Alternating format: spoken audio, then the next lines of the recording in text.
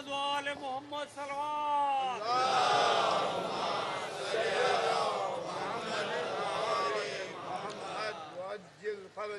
اعوذ باللہ السمیع العلیم من الشیطان اللعین الرجیم. بسم اللہ الرحمن الرحیم. الحمد للہ الملک الحق المبین المتصاغر لعظمتہ جبابرۃ الطاغین المتخاضع لکبریائہ عتاۃ المتمردین المعترف بربوبیتہ سائر الخلق اجمعین. والصلاة والسلام والتحیۃ والاکرام علی اشرف النبیین وخاتم المرسلین سیدنا و مولانا ابی القاسم محمد و اہل بیتہ الطیبین الطاہرین المعصومین المظلومین. اما بعد فقد قال اللہ سبحانہ وتعالی فی محکم کتابہ المبین. بسم اللہ الرحمن الرحیم. اقم الصلاۃ لدلوک الشمس الی غسق اللیل وقرآن الفجر انا قرآن الفجر کان مشہودا ومن اللیل فتہجد بہ عسیٰ ان یبعثک ربک مقاما محمودا. صلوات.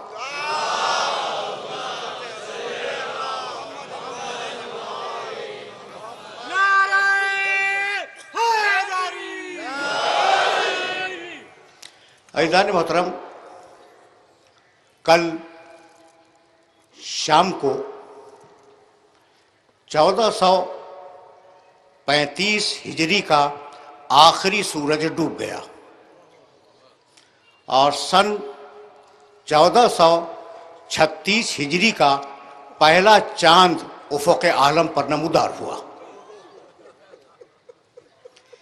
چاند نمودار ہوا اور ہمارے گھروں میں عزاخانے سج گئے.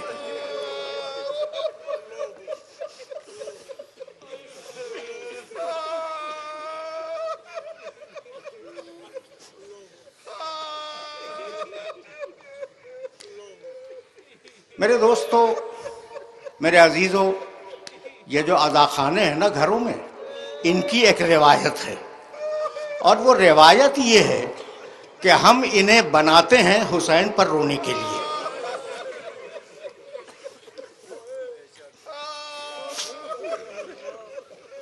یہ عزاخانے حسین پر رونے کے لیے بنائے جاتے ہیں، یہی ہے نا؟ ابھی کیوں کسی اور کے رونے کے لیے عزاخانے کیوں نہیں بناتے ہو؟ بات کل اتنی ہے کہ حسین کی شہادت کے بعد حسین کے وارثوں کو جی بھر کے رونے نہیں دیا گیا. چھوٹی بچی جب باپ کو یاد کر کے روتی تھی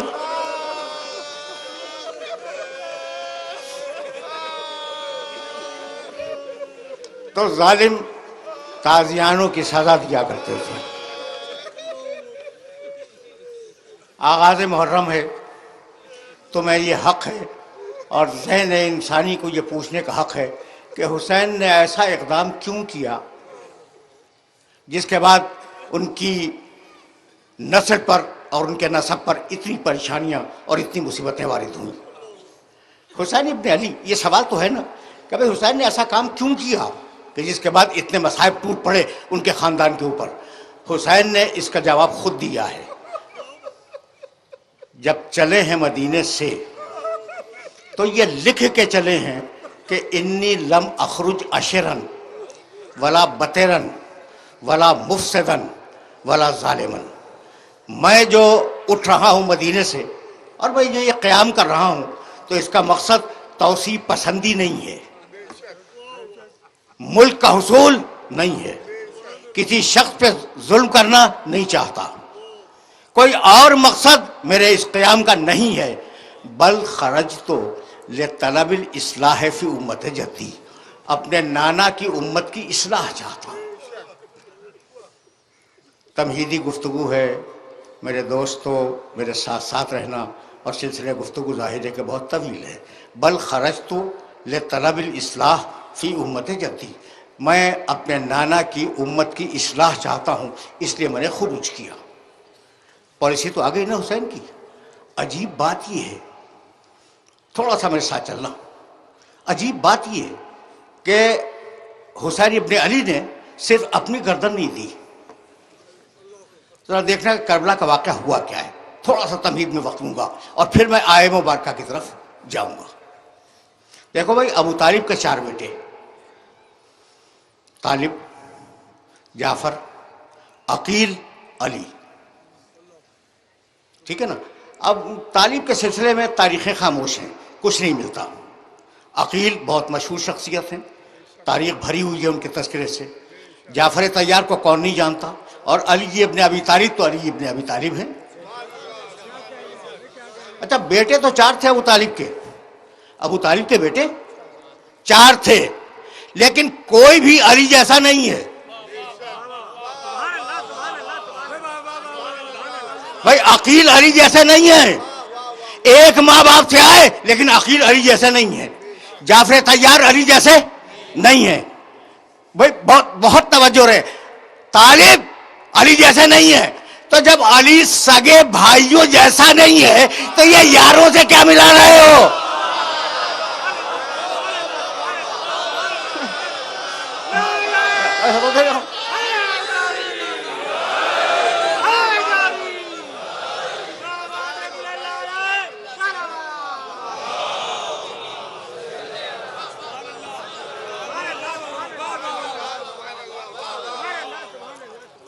میں جملہ تو یاد رکھو گے نا کہ علی جب اپنے بھائیوں جیسا نہیں ہے، اپنے بھائیوں سے نہیں ملتا، تو دوسروں سے کیا ملے گا؟ تو ابو طالب کے 3 بیٹے. اب طالب کا ذکر تاریخیں خاموش ہیں اس لیے ذکر نہیں کر سکتا. جعفر، عقیل، علی. ٹھیک ہے نا. کربلا کے میدان میں حسین نے صرف اپنے ساتھی قربان نہیں کیے، تینوں سگے چچاؤں کی اولاد قربان ہوئی ہے. جب اصحاب گئے، جب انصار گئے، جب کوئی دوست نہ رہا تو اب بنی ہاشم کی باری آئی. اور جب بنی ہاشم کی باری آئی تو سب سے پہلے جو لوگ میدان میں گئے وہ اولاد عقیل ہیں. اور اولاد عقیل میں سب سے پہلے جو 2 بچے گئے وہ مسلم ابن عقیل کے 2 بیٹے ہیں. کیا تمہیں پتا ہے کہ اولاد عقیل کے 8 لاشیں حسین نے میدان کربلا میں اٹھائی ہیں؟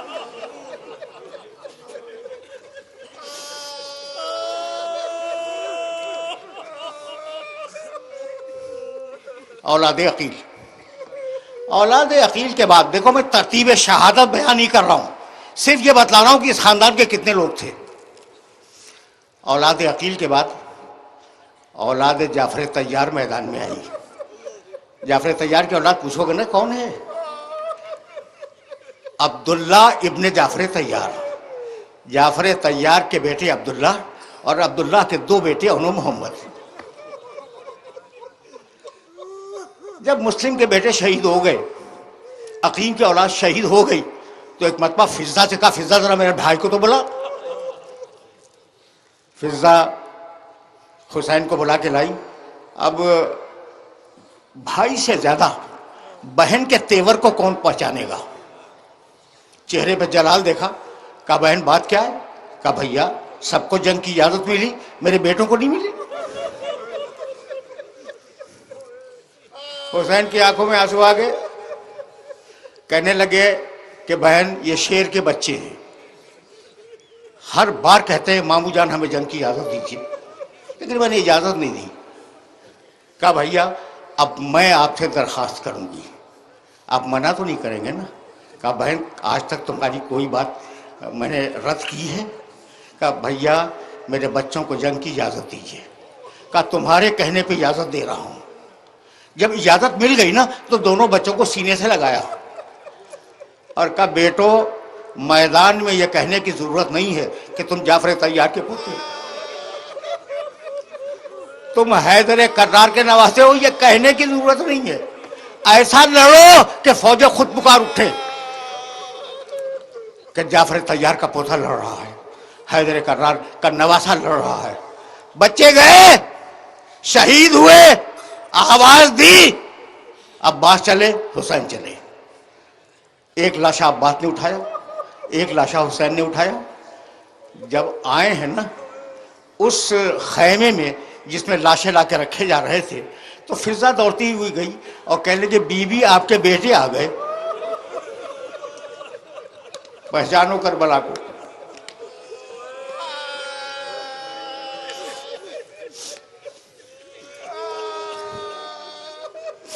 بی بی آپ کے بیٹے آ گئے. فرمانے لگی کہ میں نے تو انہیں مرنے کے لیے بھیجا تھا، یہ کیسے آ گئے؟ کہا بی بی چل کے تو دیکھ لیجئے. آئی، دونوں لاشوں پہ نگاہ پڑی، کہا بچوں میں تم سے خوش ہوں، تم نے مجھے سرخرو کر دیا. اولاد عقیل گئی، اولاد جعفر گئی، اور اب اولاد علی کی باری آئی. سنو تاکہ کربلا کی تلخیص تمہارے ذہن میں پہلی محرمی کو محفوظ ہو جائے. اولاد علی کی باری آئی. عباس، ان کے 3 بھائی، پہلے سب سے چھوٹے کو بھیجا، جب اس کا لاشا آ گیا تو پھر اس سے بڑے کو بھیجا، جب اس کا لاشا بھی آ گیا تو اس سے بڑے کو بھیجا، اور جب تینوں جا چکے تو ایک مرتبہ عباس نے کہا کہ مولا مجھے جنگ کی اجازت ہے.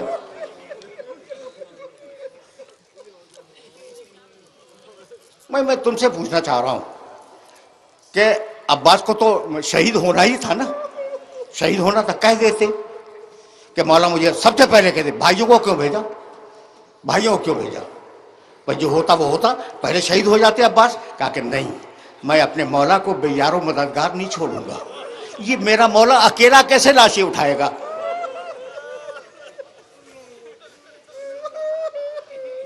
میسج پہنچ رہا ہے نا؟ تو اس وقت تک ساتھ رہے جب تک لاشوں کے اٹھانے کی ضرورت تھی. اولاد علی گئی، اس کے بعد اولاد حسن کی نوبت آئی. اب تمہارے سامنے وہ واقعہ تو بیان بہرحال نہیں کروں گا. 7 محرم کو ہوگا کہ گھوڑوں کی ٹاپیں پڑ رہی تھی اور وہ آوازیں دے رہا تھا وہ اماں دیکھنی.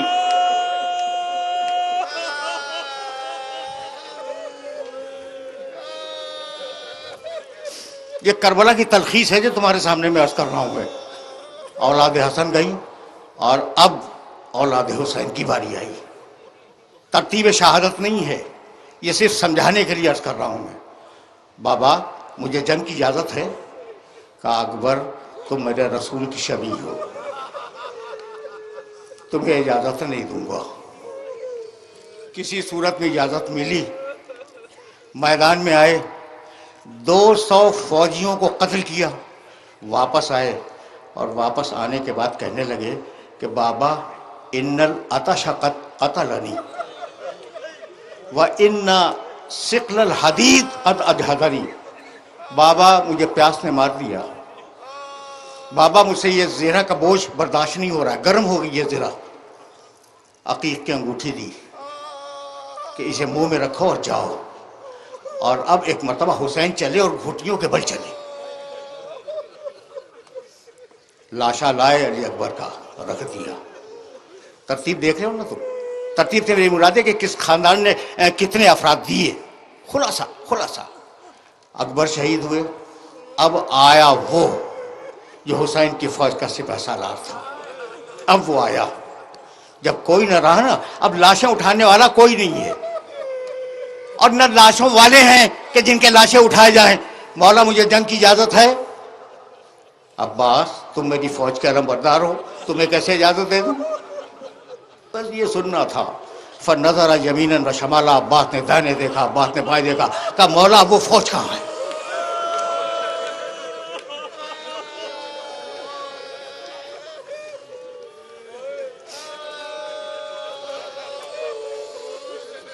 یہ تلخیص تھی کربلا کی جو تمہارے سامنے پیش کر رہا تھا. اور جب عباس نے پکارا تو حسین عباس کے لاشے پہ آئے اور 3 جملے حسین نے کہے: الان ان کا سارا ظہری، آج میری کمر ٹوٹ گئی. وقلت ہیلتی، سہارا ختم ہو گیا. اور اس کے بعد ایک جملہ کہا تم سے بہتر کون سمجھے گا: کمر ٹوٹ گئی، سہارا ختم ہو گیا. وشمت بی عدوی، اور عباس اب دشمن تانے دے رہا ہے کہ لاؤ عباس کو.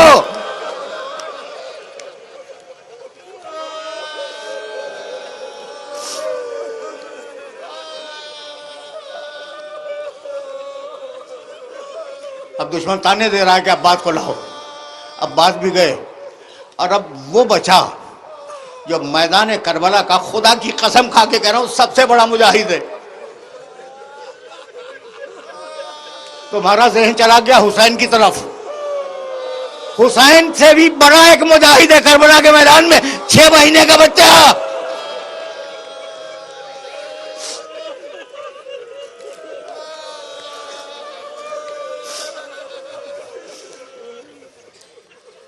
شہید ہوا، بچے کو دفن کیا، اور اب آواز دی: یا ابطال الصفا و یا فرسان الحیجہ مالی انادیکم فلا تجیبونی. اب ظاہر ہے کہ یہ میں خلاصہ بیان کر رہا تھا، اور اب حسین نے گردن رکھ دی. بس میرے عزیزو، شروع کیا میں نے اولاد عقیل سے، ختم کیا حسین ابن علی کی شہادت پر.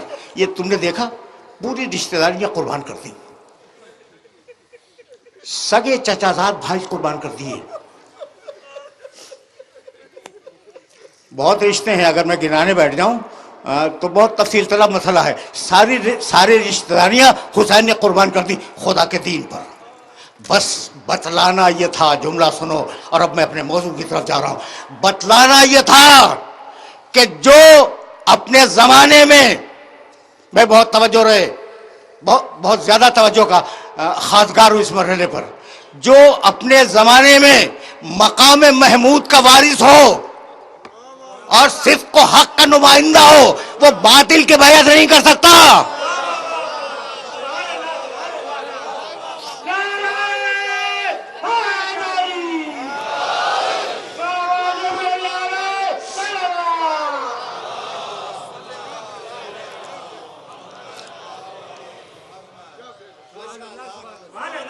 ہم اب اس مرحلے پر اپنے موضوع سے متصل ہوئے. مقام محمود اور صدق و حق. اس موضوع کو جسٹیفائی کرنے کے لیے میں نے سورہ بنی اسرائیل کی 2 مسلسل آیتوں کی تلاوت کا شرف حاصل کیا. ظاہر ہے کہ ایک مسلسل خط فکر ہے جسے 9-10 دنوں پر ڈسٹریبیوٹ ہونا ہے، تقسیم ہونا ہے مسلسل خط فکر کو. آج تمہیدی گفتگو ہے، صرف ترجمہ سنتے جاؤ آیت مبارکہ کا. پہلی آیت پھر دوسری آیت. اقیم الصلاۃ لدلوک الشمس الی غسق اللیل. حبیب نماز قائم کرو سورج کے زوال سے رات کے اندھیرے تک. پہلا وقت نماز کا کیا دیا؟ سورج کے زوال سے. دوسرا وقت کیا دیا؟ رات کا اندھیرا. 2 وقت ہو گئے. وقرآن الفجر، اور حبیب نماز قائم کرو صبح کے وقت، صبح کو قرآن پڑھو. ان قرآن الفجر کان مشہودا، یقیناً صبح کی نماز گواہیوں والی نماز ہے. واضح کروں گا گواہیوں والی نماز کا مطلب کیا ہے. بہت توجہ رہے. نماز قائم کرو سورج کے زوال کے بعد، رات کے اندھیرے میں، اور صبح کے وقت. علیکم السلام.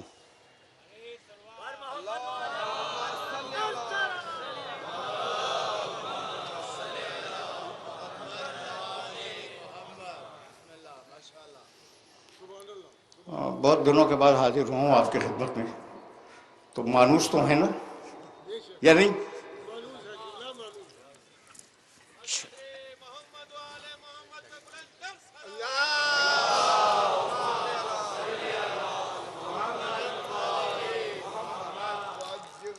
تو اب بھائی سننا، اقیم الصلاۃ لدلوک الشمس، نماز قائم کرو سورج کے زوال کے بعد. الا غسق اللیل، رات کے اندھیرے میں. دو وقت ہو گئے، وہ قرآن الفجر اور سور کے وقت. ان قرآن الفجر کان مشہودا ومن اللیل فتہجد بہ نافلۃ لک. اور حبیب ایک چیز تمہارے ساتھ مخصوص ہے، تم پر میں واجب کر رہا ہوں کہ تم رات کے اندھیرے میں قرآن کی تلاوت کیا کرو. یہ نماز شب ہے جو رسول پہ واجب تھی. بہت توجہ رکھنا. ومن اللیل فتہجد بہ، رات کے وقت تم قرآن پڑھو. عسیٰ ان یبعثک ربک مقاما محمودا. اللہ نے یہ طے کیا ہے کہ تم اگر نماز شب پڑھو گے تو اللہ تمہیں مقام محمود پہ فائز کر دے گا.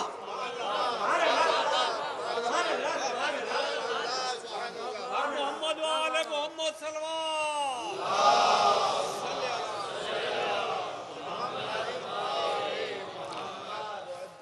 آہستہ آہستہ سلسلہ فکر کو آگے بڑھاؤں گا.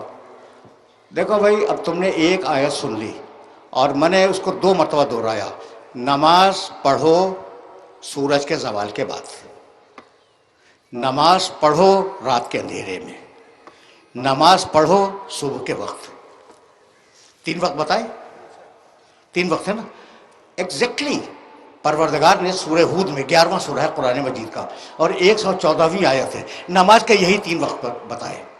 وَأَقِمِ الصَّلَاةَ طَرَفَيِ النَّهَارِ وَزُلَفًا مِنَ اللَّيْلِ.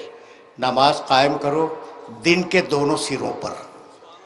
دن کا پہلا سرا طلوع آفتاب سے پہلے، دن کا دوسرا سرا دن کا دوسرا سرا زوال آفتاب کے بعد.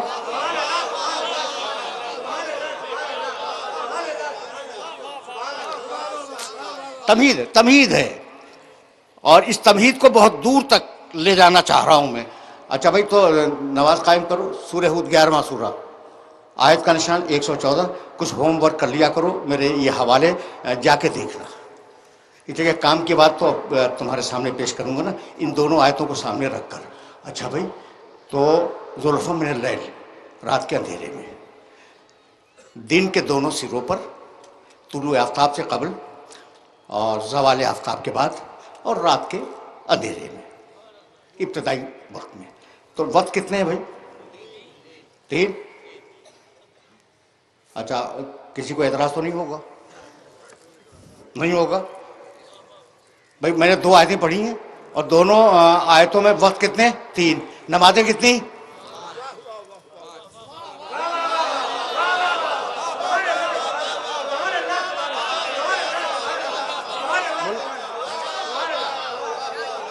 سامنے کی بات ہے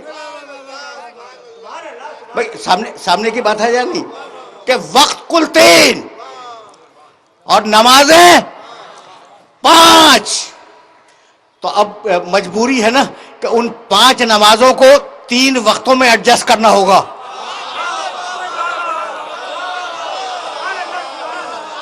تو اب دنیا ہم سے پوچھتی ہے کہ ملا کے کیوں پڑھتے ہو، قرآن ان سے پوچھتا ہے کہ الگ الگ کیوں پڑھتے ہو.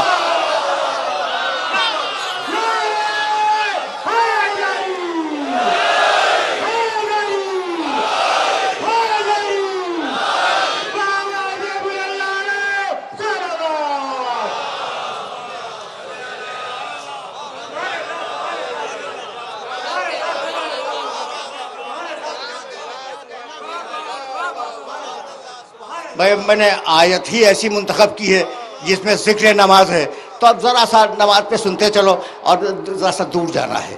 تمہیدیں استوار کر رہا ہوں، آگے کام آئیں گی. اچھا بھائی، تو نماز تاریخ انسانیت میں ہر دور میں واجب رہی. یاد رکھنا اس بات کو. تاریخ انسانیت کا کوئی دور ایسا نہیں گزرا جب نماز انسانوں پہ واجب نہ ہو. سورہ مریم 19واں سورہ اور بہت طویل آیت ہے، 59ویں آیت. میں فقط ایک جملہ پڑھوں گا. آدم کے عہد میں نماز تھی، نوح کے عہد میں نماز تھی، ان کے بعد جو انبیاء مرسلین آئے نماز تھی. فخلف من بعدہ خلف اضاعوا الصلاۃ واتبعوا الشہوات. اس کے بعد جو نسلیں آئیں انہوں نے نماز کو ضائع کر دیا. تو شروع میں نماز تو تھی لیکن نماز جو ہے وہ ضائع ہو گئی. ٹھیک، یہ ایک آیت. پھر پروردگار نے عجیب انداز سے حضرت ابراہیم کی دعا نقل فرمائی. واضح تصور ابراہیم کے ایسے آتا ہے: ربنا انی اسکنت من ذریتی بواد غیر ذی زرع عند بیتک المکرم. پروردگار، میں اپنی باد ذریت کو تیرے مکرم گھر کے پڑوس میں آباد کر کے جا رہا ہوں. کیوں؟ ربنا لیقیموا الصلاۃ، اس لیے کہ وہ نماز قائم کریں.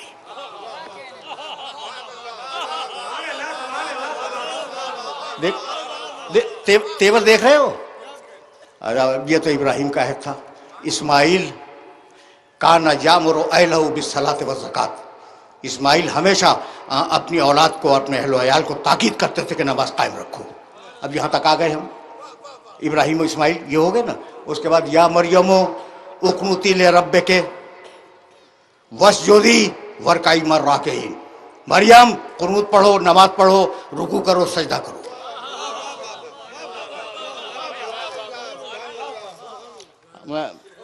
آرام سے چل رہے ہو نا، اس لیے کہ 10 دنوں پہ مشتمل گفتگو ہے اور میں ان کی بنیادوں کو استوار کر رہا ہوں. اچھا بھائی، عیسیٰ، مریم کا بیٹا عیسیٰ کہنے لگے کہ انی عبداللہ آتانی الکتاب وجعلنی نبیا. عیسیٰ گود میں بولے تھے، میں اللہ کا بندہ ہوں، اللہ نے مجھے کتاب دی ہے، اللہ نے مجھے نبی بنایا ہے. وَأَوْصَانِي بِالصَّلَاةِ وَالزَّكَاةِ، اور اللہ نے مجھے وصیت کی کہ میں نماز قائم رکھوں.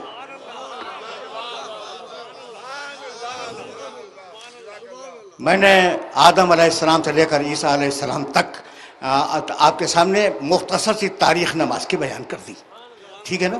تو اب وہ ان کے ارکان کیا تھے، ان کے شرائط کیا تھے، مجھے نہیں معلوم. اور اگر کچھ توریت و انجیل میں مل جائے تو اسے بیان کرنے کا محل نہیں ہے. یہ میرا موضوع نہیں ہے کہ ان کی نمازوں کے ارکان کیا تھے، ان کے شرائط کیا تھے، ان کے لوازم کیا تھے. یہ میرا موضوع نہیں ہے. مسئلہ تو یہ ہے، مسئلہ کہ اقیم الصلاۃ لدلوک الشمس، تم نماز قائم کرو، اے مسلمانوں تم نماز قائم کرو. یہی ہے نا مسئلہ. تو اب ہم کیسے پڑھیں بھائی؟ ہم نماز کیسے پڑھیں بھائی؟ ہم سنت عیسیٰ پہ نہیں ہے، سنت موسیٰ پہ نہیں ہے، ہم نماز کیسے پڑھیں؟ اچھا بھائی سوال ہے نا. تو اچھا بھائی، میں نے قرآن اٹھا لیا اور قرآن اٹھانے کے بعد دیکھا قم اللیل الا قلیلا، قم، قیام کرو. ایک آئٹم مل گیا مجھے، ٹھیک. پھر دوسرا آئٹم ملا ربک فکبر، تکبیرۃ الاحرام کو، یہ بھی مل گیا. ارکعوا واسجدوا، رکوع کرو سجدہ کرو، یہ بھی مل گیا. قیام بھی ملا، تکبیرۃ الاحرام بھی ملا، رکوع بھی ملا، سجدہ بھی ملا.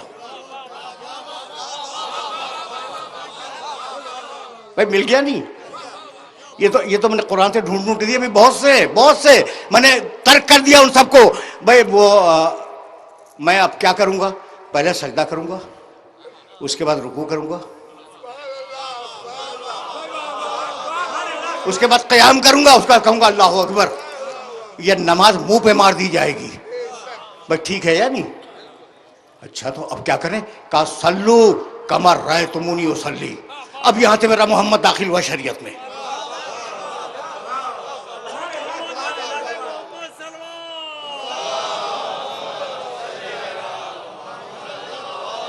اب یہاں سے شریعت میں میرا نبی داخل ہوا. صلو، سب نے لکھا اس روایت کو، کما رأیتمونی اصلی.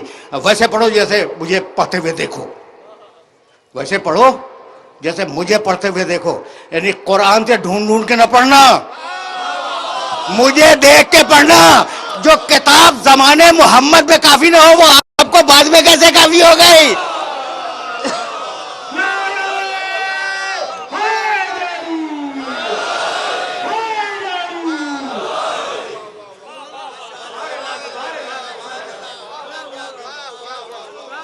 یعنی عجیب بات ہے. اچھا بھائی میں کچھ نہیں بدلتا، صرف ترتیب میں نے بدلی ہے، صرف ترتیب بدلی ہے. یعنی میں نے قیام لیا قرآن سے، رکوع لیا قرآن سے، سجدہ لیا قرآن سے، قرات سورے کی حمد کی قرات وہ قرآن سے لے لی، اور صرف میں نے تبدیل کی ہے صورتحال. صورتحال بدلی ہے نا. آپ نے کہا نماز منہ پہ مار دی جائے گی، جیسی محمد رسول اللہ نے پڑھی ویسی پڑھو، اپنی ترتیب نہ بناؤ. تو جب محمد کی دی ہوئی ترتیب کو بدل نہیں سکتے تو محمد کے دیے ہوئے آدمی کو کہاں سے بدل دو گے؟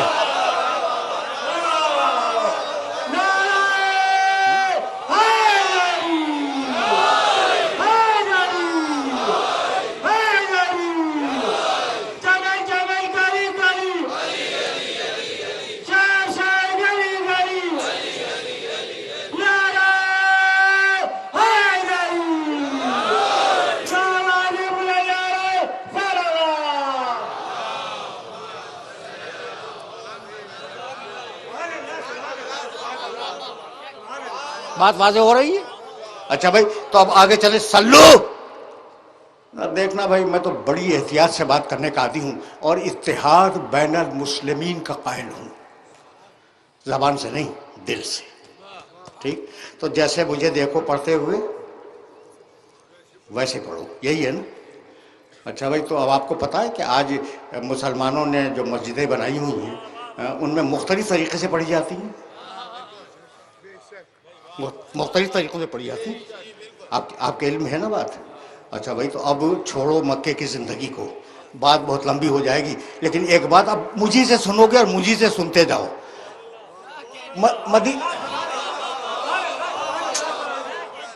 یہ بات دیکھو، مجھے بہت کنفیوژن ہے کہ دامن وقت تیزی سے سرک رہا ہے اور ظاہر ہے کہ مغرب سے بہرحال پہلے اس گفتگو کو تمام ہونا ہے. تو اب جہاں تک بھی میں بیان کر سکوں سن لو کہ میں کہنا کیا چاہ رہا ہوں. اچھا بھائی، تو مکہ کی زندگی کو چھوڑ دو، جیسا میں نماز پڑھتا ہوں دیکھو، دیکھ کے پڑھو، یہی تو ہے نا؟ اچھا بھائی، اب میں آپ کے خدمت عرض کروں. مکہ کی زندگی کو تھوڑی دیر کے لیے چھوڑ دیں. مدینے کی زندگی، جہاں رسول ایک سربراہ، اسلامی معاشرے کے سربراہ کی حیثیت سے تشریف فرما ہے. 10 برس رہے نا مدینے میں. اچھا بھائی، 10 برس میں ایک دن میں کتنی نمازیں پڑھی؟ 5 مرتبہ. لوگوں کے سامنے جماعت پڑھاتے تھے. کتنی پڑھی بھائی ایک دن میں؟ 5 مرتبہ. اچھا بھائی، اب روز 5 مرتبہ اگر 30 دن کا مہینہ فرض کیا جائے تو ایک مہینے میں کتنی ہوئی؟ 150.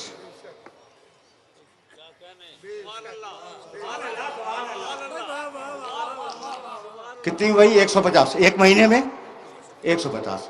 اچھا بھائی، اب 150 کو 12 مہینوں سے ضرب دے دو، کتنی ہوئی؟ 1800. 1800 نمازیں ہو گئی، یعنی ایک سال میں 1800 نمازیں ہوئی. اور رسول نے 10 سال سے گزارے ہیں مدینے میں، تو اب 10 کو ضرب دے دو تو 18,000 نمازیں. مسلمانوں نے 18,000 مرتبہ رسول کو نمازیں پڑھتے ہوئے دیکھا، اور پھر اختلاف ہو گیا. تو یا آنکھ خراب تھی یا دل خراب تھا؟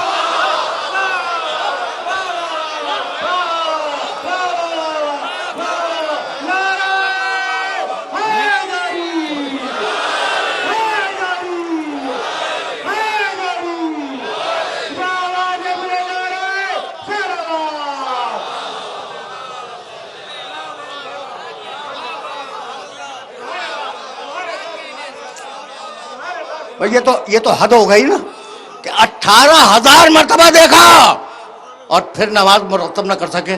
اس لیے اب یا رسول اللہ، آپ پر لازم ہے کہ اگر نماز چھوڑ کے جا رہے ہیں تو ایک نماز پڑھنے والا بھی چھوڑ کے جائے. اور جب تک دنیا میں نمازی ہیں ایک سچا نماز پڑھنے والے کا وجود ضروری ہے.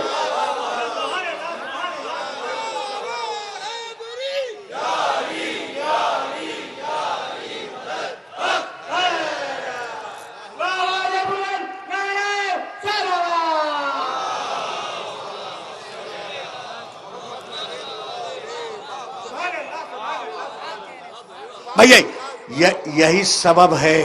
اب جملہ سنو، میں کبھی کبھی واقعات بیان کرتا ہوں کہ جنگ جمل کے بعد علی نماز پڑھا رہے تھے اور ان کے پیچھے پرانے صحابہ کرام میں سے 2 بزرگ تشریف فرما تھے، عمران ابن حسین اور مطرف ابن عبداللہ رضی اللہ تعالیٰ عنہما.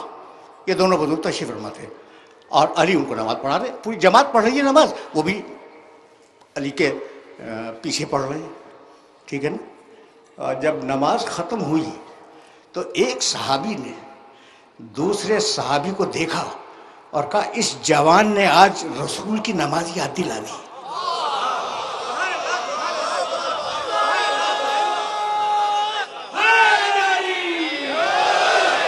اس جوان نے آج رسول کی نماز یاد دلا دی. یعنی یہ جوان فقط منبر کا وارث نہیں ہے, مصلی کا بھی وارث ہے.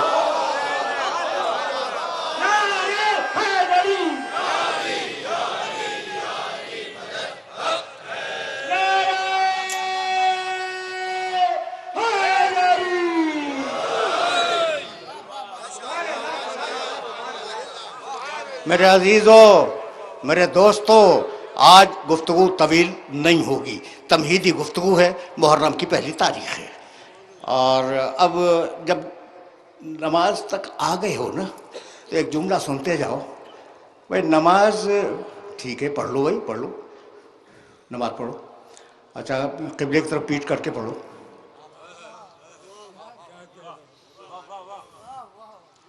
نماز پڑھو اور جان بوجھ کے قبلے کی طرف پیٹ کر لو. نہیں, تم پر واجب ہے کہ قبلے کی تحقیق کرو. ماتھا ٹیکنا ہے اس گھر کے آگے جو اللہ کا ہے. قد نرا تقلب وجهك في السماء فلا نولینک قبلۃ ترضاها. تحویل قبلہ کی آیت. حبیب ہم دیکھ رہے ہیں کہ تم آسمان کی طرف گھور گھور کے دیکھ رہے ہو, تو مت گھبراؤ حبیب, ہم تمہارے دل کی بات کو سمجھتے ہیں. ہم تمہیں اس قبلے کی طرف موڑ دیں گے جو تمہاری مرضی کا قبلہ ہے. نماز اللہ کی مرضی, محمد کی.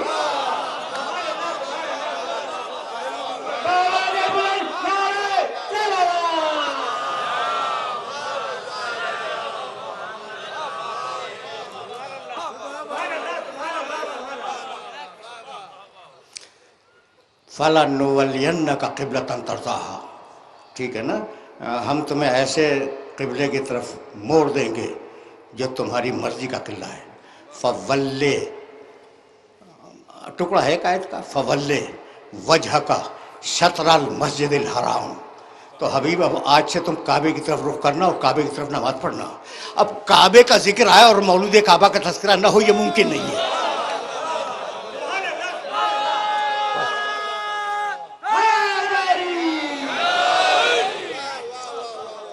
دیکھو بہت قریب ہو گئے نا دامن مغرب سے, دامن مغرب سے ہم بہت قریب ہو گئے, تو اب گفتگو روک دوں گا.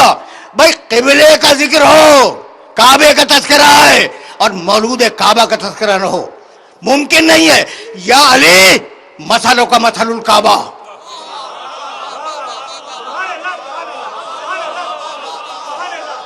وقت ہوتا تو حوالوں کے انبار لگا دیتا, لیکن میری زبان پہ اعتبار کر لو.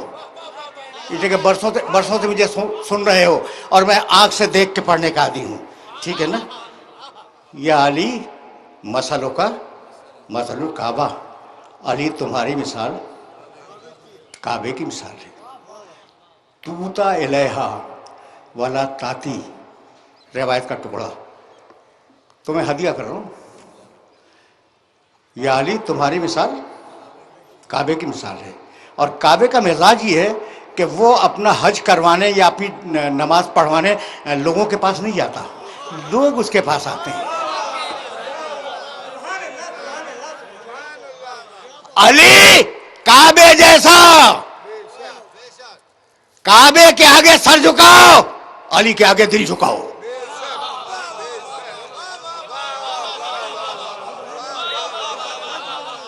علی کعبے جیسا, کعبے کے آگے سر جھکاؤ, علی کے سامنے دل جھکاؤ.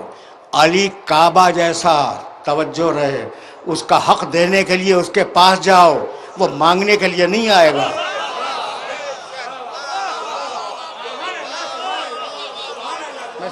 میسج پہنچے گا.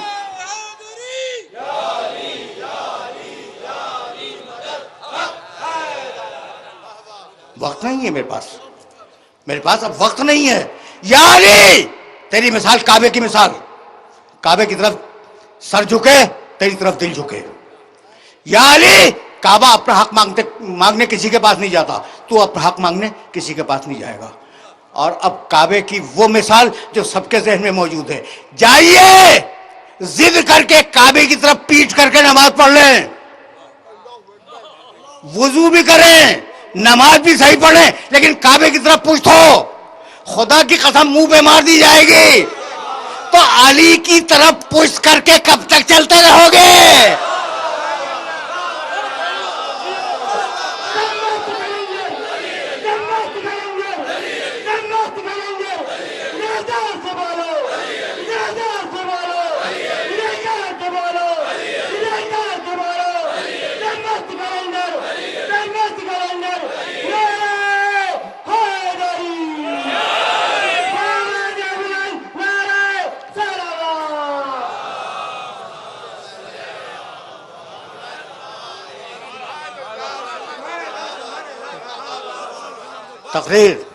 تقریر اس مرحلے پہ رکے گی، علی تیری مثال کعبے کی مثال۔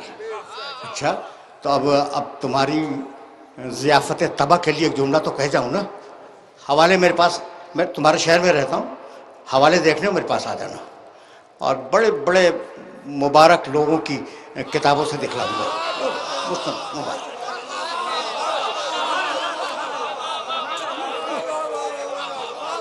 ہے، بزرگوں نے خدمت کی ہے، اسلام کی حدیثیں لکھی ہیں، تو اب وہ ان بزرگوں سے ذرا میں روک کے ایک نظر ڈالنا چاہ رہا ہوں ان کی کتابوں پر۔ عجیب بات ہے، علی کی مثال کعبے کی مثال۔ اب ایک بات بتاؤں، بس تقریر تمام ہو رہی ہے، 2 جملے مصاحب کے عرض کروں گا، اس لیے کہ آغاز میں مصاحب میں بیان کر چکا 2 جملے، لیکن اب یہ تو سنتے ہی جاؤ۔ میں ایک حدیث کی کتاب دیکھ رہا تھا اور نون کے چیپٹر دیکھ رہا تھا، تو مجھے روایت نظر آئی، النظر الی الکعبۃ عبادۃ، کعبے کی طرف نگاہ کرنا عبادت ہے، ظاہر ہے، ٹھیک ہے نا؟ اچھا پھر وہ انہوں نے کئی روایتیں لکھی تھی، النظر الی المصحف عبادۃ، قرآن پہ نگاہ کرنا عبادت ہے، کعبے کی طرف نگاہ کرنا عبادت ہے، قرآن پہ نگاہ کرنا عبادت ہے۔ تیسری روایت لکھی النظر الی العالم عبادہ، عالم کے چہرے پہ نگاہ کرنا عبادت ہے، اور چوتھی لکھی النظر الی الوالد عبادہ، باپ کے چہرے پہ نظر کرنا عبادت ہے۔ سن لیا تم نے؟ سن لیا بھائی، بہت توجہ رہے، لیکن میری تقریر تمام ہو گئی اور میں صاحب کے 2 جملے عرض کروں گا۔ کعبے کی طرف نگاہ کرنا عبادت ہے، باپ کے چہرے پہ نگاہ کرنا عبادت ہے، قرآن پہ نگاہ کرنا عبادت ہے، اور کیا چیز بچی؟ عالم، چلو بھائی، عالم کے چہرے پہ نگاہ کرنا عبادت ہے۔ بھائی جب کعبے کو دیکھ رہے ہو تو قرآن کو نہیں دیکھ رہے ہو، یہی ہے نا؟ اور جب قرآن کو دیکھ رہے ہو تو کعبے کو نہیں دیکھ رہے ہو۔ ایسا ڈھونڈو جو باپ بھی ہو، عالم بھی ہو، قرآن بھی ہو، اور کعبہ بھی ہو، نہیں ملے گا، بس النظر الی وجہ علی عبادہ۔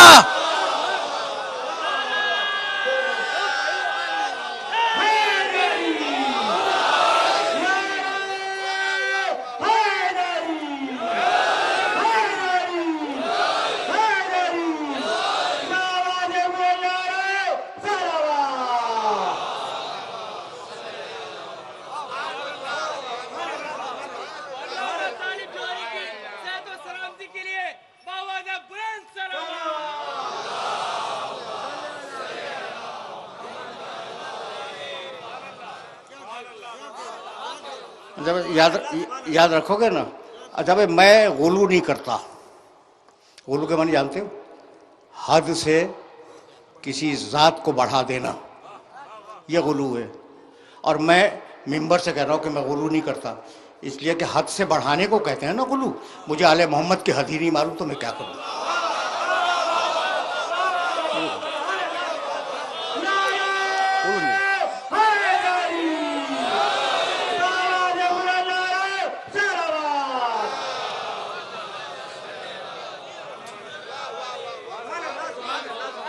دیکھو بھائی آخری جملہ سنو، اور اب 2 جملے مصاحب کے بھی عرض کروں گا، لیکن اب یہاں پہ بات کو میں روک رہا ہوں۔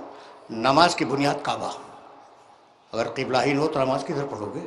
ٹھیک، تو یا علی مسئلہ کو مسئلہ الکعبہ، علی تیری مثال کعبے کی مثال ہے نا؟ اب اگر علی رسول کے فرمان کے مطابق کعبے سے بڑھ جائے، گھبرا گئے؟ وہ گھبرا گئے؟ میں کیا کروں بھائی؟ اگر علی بڑھ جائے تو کوئی میری ذمہ داری ہے؟ فرمان رسول ہے۔ اب میں جملہ عرض کروں بھائی، دیکھو کعبہ اللہ کا گھر ابراہیم و اسماعیل نے مل کر بنایا، ہماری پیشانیاں کعبے کے سامنے زندگی بھر، ہم مریں تو قبلہ رخ دفن کیے جائیں، ویسا ہے نا؟ کعبہ اللہ کا گھر، اور وہ دنیا کی محترم ترین چیز ہے مکانوں میں، وہ ہے اللہ کا گھر۔ لیکن اب اگر علی بڑھ جائے تو میں کیا کروں؟ تم پوچھو گے نا کہ کہاں سے کہہ رہے ہیں، بتاؤں؟ بھائی سنو، بیٹھ کے اس مجمع میں، کعبہ ایک تسبیح پڑھو، 100 تسبیح ہے، ثواب نہیں ہے، لیکن علی پڑھتے رہو، ثواب ہے۔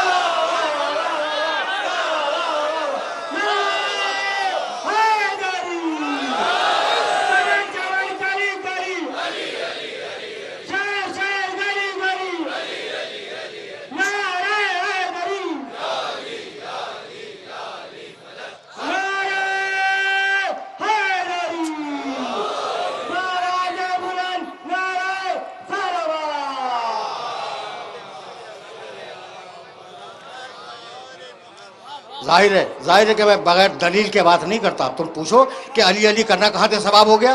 کیا رسول کی روایت ذہن میں نہیں؟ ذکر و علی نہیں عبادت؟ علی کا ذکر عبادت ہے، تو جب علی کا نام زبان پہ آ جائے تو عبادت نہیں ہوئی؟ یہ ہے وارثان نماز، یہ ہے وارثان کعبہ۔ سمیٹو تو علی، پھیلاؤ تو 12 تک جائے۔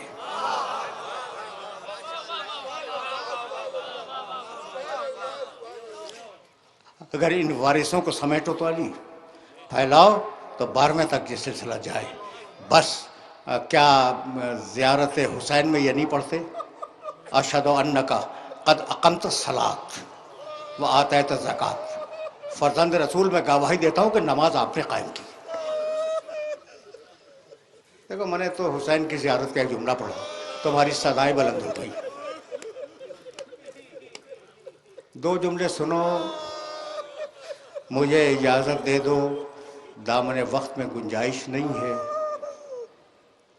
جب چلے ہیں نا مدینے سے تو سب سے خدا حافظ کر کے اپنی نانی ام سلمہ کے پاس آئے۔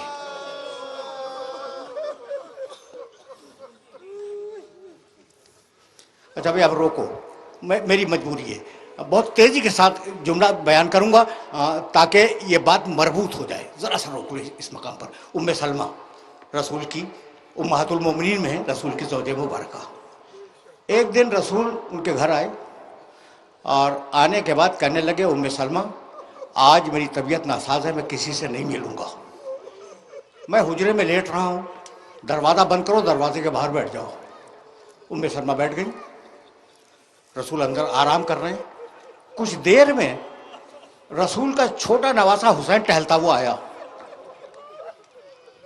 سننے کی بات ہے۔ اچھا بڑے بڑوں نے اس روایت کو لکھا ہے، اور اس نے اندر جانا چاہا، ام سلمہ نے روک لیا، کہا حسین مت جاؤ، تمہارے نانا آرام کر رہے ہیں، انہوں نے منع کیا ہے کہ کوئی داخل نہ ہو۔ تو ایک مرتبہ بچے نے منہ اٹھایا، کہا نانی اماں کیا ہمیں بھی منع کیا ہے؟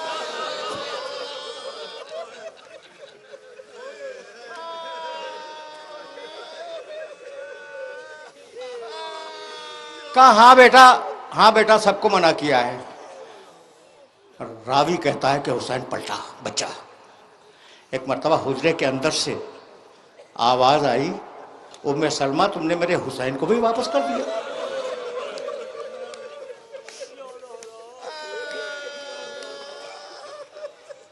ام سلمہ گھبرا گئی، دوڑتی ہوئی آئی حسین کے پاس، کہا بیٹے چلو تمہیں رسول بلا رہے ہیں، نانا بلا رہے ہیں۔ کہا کہ نانی اماں نانا تو اب کسی سے ملیں گے نہیں نا، تو اب ہم تو واپس جا رہے ہیں۔ گود میں اٹھا لیا بچے کو، کہا ام سلمہ نے کہ حسین میں نہیں جانتی تھی کہ وہ اور ہیں جن سے رسول بھی اللہ نہیں چاہتے، تو اور ہے۔ گود میں لائیں، رسول کے سینے پہ لیٹا دیا اس بچے کو اور دروازہ بند کر کے بیٹھ گئی۔ اتنے میں حجرے کے اندر سے رسول کے رونے کی آواز بلند ہوئی۔ باہر سے پوچھا یا رسول اللہ اجازت ہے کہ میں اندر آ جاؤں؟ کہا ہاں ام سلمہ آ جاؤ۔ ام سلمہ بیان کرتی ہیں کہ رسول کے سینے پر حسین لیٹا ہوا تھا اور رسول کی مٹھی میں کچھ تھا اور رسول زار و قطار رو رہے تھے۔ کہا یا رسول اللہ ہوا کیا؟ کہا جبریل آئے تھے، مجھے ایک ہولناک دشت کا منظر دکھلایا اور کہا یا رسول اللہ یہ بچہ آپ کو بہت پسند ہے نا، یہ کربلا کے میدان میں 3 دن کا بھوکا پیاسا شہید کیا جائے گا، اور ایک مٹھی خاک اٹھا کر مجھے دے دی۔ ام سلمہ یہ مٹھی کی خاک اپنے پاس محفوظ رکھ لو اور اسے شیشی میں رکھنا، روز دیکھتی رہنا، جب تک یہ مٹی مٹی رہے میرا حسین زندہ ہے، اور جب مٹی خون بن جائے سمجھ لینا کہ حسین شہید ہو گیا۔ آئے نانی اماں اجازت ہے؟ کہا بیٹے کہاں جا رہے ہو؟ کہا عراق۔ کہا نہ بیٹے کہیں بھی جاؤ، عراق مت جاؤ، تمہارے نانا کہتے تھے میرا حسین عراق میں شہید ہوگا۔ کہا نانی اماں قریب آئیں، ام سلمہ قریب آئیں، دونوں انگلیوں کا کہا درمیان میں دیکھیے۔ کہنے لگی بڑا بھیانک منظر نظر آ رہا ہے۔ کہا نانی اماں تفصیل میں نہیں جا رہا ہوں میں، نانی اماں یہ وہی میدان ہے جس میں مجھے شہید کیا جائے گا۔ زمین کربلا بلند ہوئی، رینج میں آئی آنکھوں کی، حسین نے ایک مٹھی خاک اٹھائی اور کہا نانی اماں اس خاک کو بھی وہیں رکھ لیں جہاں نانا جان کی خاک رکھی ہوئی۔ بس میرا آخری جملہ سنو، جب حسین رخصت ہو گئے نا تو یہ بوڑھی بیوی روزانہ اس شیشی کو دیکھا کرتی تھی۔ ایک دن خواب میں رسول آئے، 10 محرم کا دن تھا، دیکھا کہ لباس پہ مٹی ہے، سر پہ مٹی ہے، ہاتھوں پہ مٹی ہے۔ کہا یا رسول اللہ آپ کی یہ کیفیت کیا ہے؟ کہا کیا بتلاؤں، میرا نواسا کربلا کے میدان میں شہید ہوا، وہ میری گود میں تھا۔ وَسَيَعْلَمُ الَّذِينَ ظَلَمُوا أَيَّ مُنْقَلَبٍ يَنْقَلِبُونَ رَبَّنَا تَقَبَّلْ مِنَّا إِنَّكَ أَنْتَ السَّمِيعُ الْعَلِيمُ۔